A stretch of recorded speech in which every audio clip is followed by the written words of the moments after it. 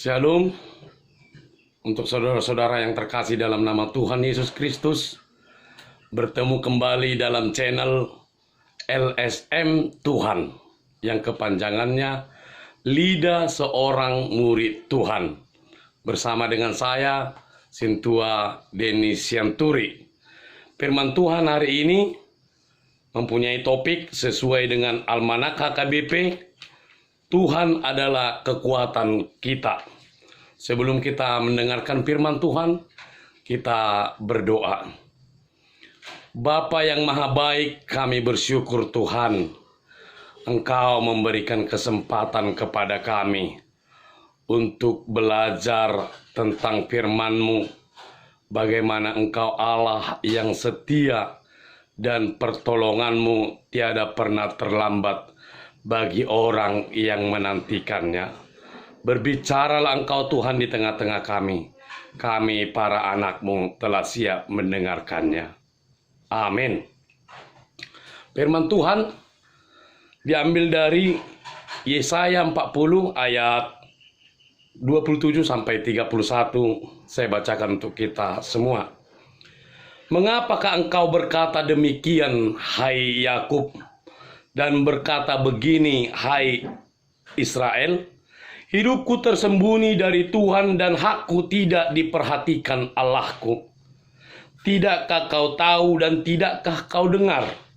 Tuhan ialah Allah kekal yang menciptakan bumi dari ujung ke ujung. Ia tidak menjadi lelah dan tidak menjadi lesu. Tidak terduga pengertiannya. Dia memberi kekuatan kepada yang lelah dan menambah semangat kepada yang tak berdaya. Orang-orang muda menjadi lelah dan lesu, dan teruna-teruna tersandung. Tetapi orang-orang yang menanti-nantikan Tuhan mendapat kekuatan baru. Mereka seumpama raja wali yang naik terbang dengan kekuatan sayapnya. Mereka berlari dan tidak menjadi lesu. Mereka berjalan dan tidak menjadi lelah. Demikian firman Tuhan. Saudara yang kekasih dalam nama Tuhan Yesus Kristus, setiap makhluk memiliki masalah. Demikian juga halnya dengan manusia. Dari mulai balita sampai orang tua. Dari wanita sampai pria. Dari mulai penguasa sampai ke rakyat jelata. Manusia tidak luput dari masalah. Namun ada berbagai macam sikap atau reaksi orang terhadap masalah ini. Ada orang yang senantiasa mencari kambing hitam, menyalahkan orang-orang atau benda atau apapun yang ada di sekitarnya atas masalah yang terjadi atasnya. Ada juga orang yang di saat mengatasi masalah melampiaskan permasalahan tersebut dengan minum minuman keras atau bermabuk-mabukan, berjudi, dan ke tempat hiburan untuk melupakan masalahnya. Tetapi selaku orang yang memiliki Tuhan, kita hendaknya mengambil sikap, berdiam, dan berdoa, serta hanya berpengharapan menyampaikan segala sesuatunya kepada Tuhan kita Yesus Kristus. Demikian juga halnya dengan bangsa Israel sesuai dengan perikop ini. Bagaimana mereka yang dahulu adalah begitu makmur di masa keemasan mereka, namun mereka jatuh ke dalam dosa. Dosa yang sangat mengkejikan, menjijikkan hati Tuhan. Mereka bukan hanya hidup bak di hutan rimba, tetapi mereka juga menduakan Tuhan dengan menyembah berhala. Oleh karenanya Yesaya menubuatkan bahwasanya tidak lama lagi bangsa itu akan ditawan oleh orang Babel. Dan mereka akan dijajah, hak-hak mereka tidak akan diakomodir. Namun setelah pasal 40 sampai pasal 66 Di sana dikatakan Allah tetap setia. Allah adalah Allah yang kekal, perjanjiannya tetap akan Ia tepati. Kalau kita melihat saudara yang kekasih, di ayat 27, mengapakah engkau berkata demikian hai Yakub, dan berkata begini hai Israel, hidupku tersembunyi dari Tuhan dan hakku tidak diperhatikan Allahku. Di sana Yesaya menubuatkan bahwasanya sekembalinya mereka dari penawanan itu dan mereka kembali ke tanah yang sudah Tuhan tetapkan untuk mereka diami, yakni Yerusalem, namun mereka mendapati puing-puing, tidak ada sumber kehidupan karena rumah mereka sudah menjadi reruntuhan. Bahkan segala sesuatu, bahkan tanah telah menjadi semak belukar. Tidak ada yang bisa dihasilkan. Oleh karenanya bangsa Israel berteriak dan mengatakan Allah telah bersembunyi dan tidak lagi memperhatikan.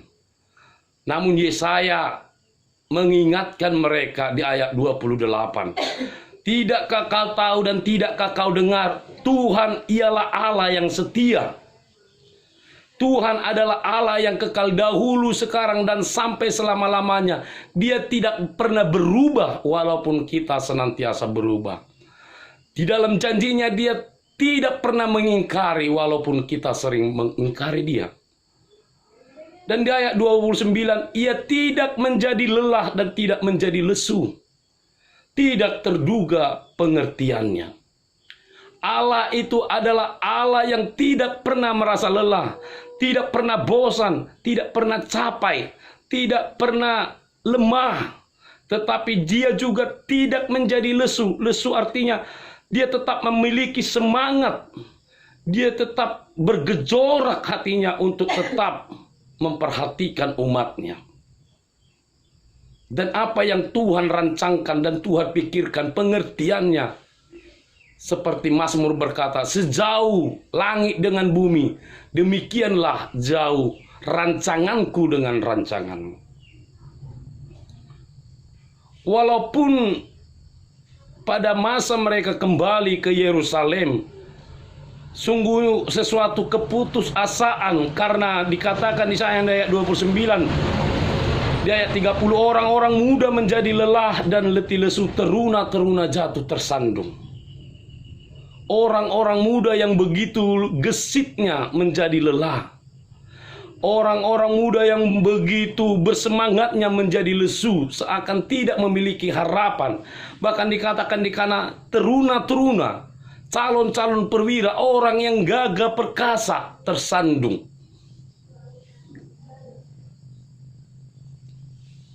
Namun penghiburan, pemulihan dari Tuhan juga dinyatakan oleh Yesaya di pasal 31. Segala sesuatu pasti ada jalan keluarnya dan Tuhan pasti menolong. Dikatakan di sana, tetapi orang-orang yang menantikan Tuhan mendapatkan kekuatan baru. Mereka seumpama raja wali yang naik terbang dengan kekuatan sayapnya. Mereka berlari dan tidak menjadi lesu. Mereka berjalan dan tidak menjadi lelah.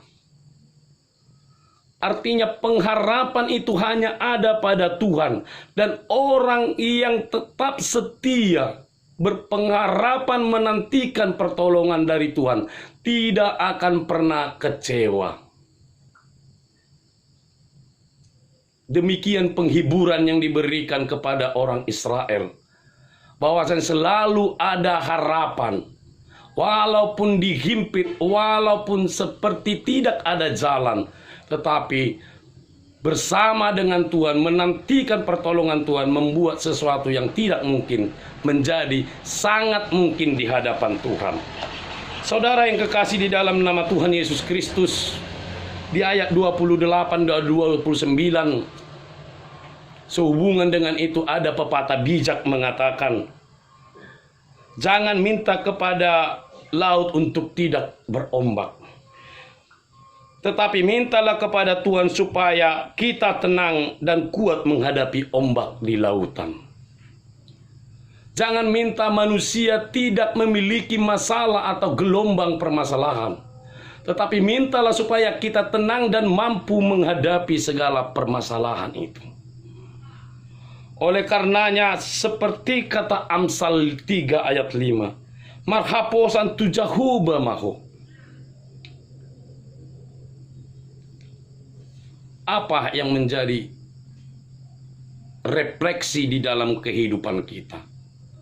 Demikian juga kita selaku orang-orang Kristen yang telah dipilih oleh Tuhan. Di zaman-zaman yang sekarang demikian susah, berkolaborasi antara kesusahan ekonomi disebabkan oleh karena pandemi. Mungkin banyak dari kita dari segi usaha yang harus bertemu dengan orang banyak juga mengalami kerugian besar. Dan di masa-masa susah ini seperti tidak ada jalan. Tetapi ingatlah, seperti Yesaya berkata bahwasanya Allah adalah Allah yang senantiasa kekal. Dan dia setia abadi di dalam perjanjiannya. Sama seperti cerita ada seorang anak bersama dengan orang tua. Mereka berjalan di tepi pantai. Si anak ini melihat ada 4 jejak kaki di tepi pantai. Dan mereka menuju kepada bukit yang tertinggi yang ada di pantai itu.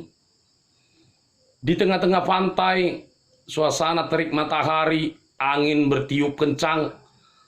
Mana lagi lapar dan haus. Terik memanggang badan, tubuhnya. Sehingga kakinya tidak lagi kuat menginjak. Dan tangannya tidak lagi kuat mencengkram bebatuan. Sehingga di tengah perjalanan dia terpingsan. Namun begitu siuman dia sudah berada di puncak bukit tertinggi di pantai itu. Dan dia protes bertanya kepada si orang tua. Mengapa begitu kita tadi di awal menjalani di tepi pantai yang begitu mudah engkau ada. Tetapi begitu di tengah-tengah perjalanan menuju bukit itu, engkau tidak ada. Lalu si orang tua bertanya lagi kepada si anak. Coba kamu lihat, jejak kaki siapakah yang ada di puncak bibir gunung pantai bukit itu? Lalu si anak memperhatikan, ya jejak kaki orang dewasa, tentu jejak kakimu. Nah, apakah engkau ada melihat jejak kakimu sendiri? Tanya si orang tua. Tidak, saya tidak melihat. Nah, itulah yang terjadi pada saat engkau keletihan, kelelahan, tidak memiliki tenaga, tidak bisa lagi akan mendaki. Aku menantang engkau. Aku menggendong engkau hingga pada saat ini kita berada di puncak bukit ini. Apa hubungannya dengan ilustrasi cerita itu untuk kehidupan kita? Tentu demikian juga dengan kita. Kita yang merasa diri kita tidak ada lagi pertolongan, ditinggalkan Tuhan dan tidak lagi diperhatikan. Tetapi percayalah, walaupun Tuhan yang transenden yang jauh, namun Dia dekat bersama dengan kita. Ia hanya sejauh doa. Sepanjang kita mau menantikan Dia. Kata menantikan di sana ada pengharapan, ada kesabaran, ada kesetiaan untuk tidak mudah berpaling hati. Setiap orang yang menantikan Tuhan dikatakan di sana seumpama burung Raja Wali yang naik terbang dengan kekuatan sayapnya. Mengapa diumpamakan orang yang percaya itu, yang menantikan Tuhan seumpama burung Raja Wali? Karena memang burung Raja Wali adalah burung yang sungguh sangat spesial. Dia bisa sampai berumur 70 tahun. Tetapi kita mau belajar dari si Raja Wali ini. Dia pasti dan harus melewati masa yang paling kritis yang menentukan antara hidup dan matinya, yakni di usia 40 tahun. Karena Raja Wali di usia 40 tahun, tentu bulunya sudah semakin tebal, sayapnya sudah semakin lemah, paruhnya sudah sampai melengkung menyentuh dadanya, dan cakar-cakarnya sudah melengkung dan tidak bisa lagi mencengkram. Oleh karena itu, di usia 40 tahun, sang Raja Wali akan pergi ke puncak gunung, menyendiri di sana selama 150 hari. Dengan tahapan yang pertama, dia akan mematahkan paruknya dengan mematuhkan paruknya ke batu. Setelah patah, akan tumbuh paruh yang baru. Setelah tumbuh paruh yang baru, dia akan melepaskan semua cakar-cakarnya, kuku-kukunya yang sudah melengkung. Tentu itu sesuatu hal yang menyakitkan. Bukan itu saja, dia harus juga mencabuti bulunya sendiri. Sampai dia harus gundul. Dan 150 hari itu dia kedinginan menyendiri pertaruhan antara hidup dan mati. Tetapi ketahuilah, begitu dia selesai bertransformasi dari melepaskan semua sesuatu di dalam tubuhnya yang tidak baik lagi, yang tidak berfungsi maksimal lagi, maka dia akan memiliki semangat yang baru, kehidupan yang baru. Dia akan lebih bertenaga lagi untuk terbang di tengah-tengah langit. Bahkan burung Raja Wali di dalam terbangnya, dia mampu terbang selama lebih dari 1 hari 1 malam, 24 jam. Pemandangannya 8-10 kali lebih tajam dari manusia.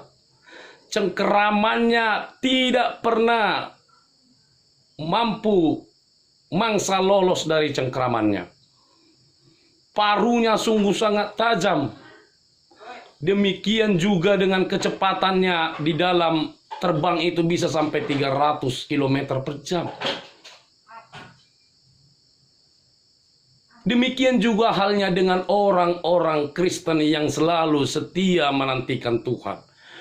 Walaupun masalah itu datang, walaupun problema itu begitu berat seakan tidak ada jalan, tetapi bila kita setia hanya berpengharapan kepada Tuhan, kita sabar menantikan pengharapan Tuhan, dengan tetap senantiasa menjalin konektivitas hubungan seperti burung Raja Wali. Ia menyendiri di puncak bukit, gunung. Dia mencabuti segala sesuatu yang tidak lagi berfungsi dengan baik. Demikian juga dengan kita.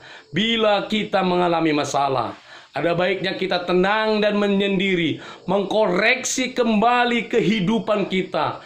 Mungkin kita sudah begitu banyak melakukan dosa dan siap untuk meninggalkannya, melepaskannya, walau sakit, karena memang dosa begitu menyenangkan.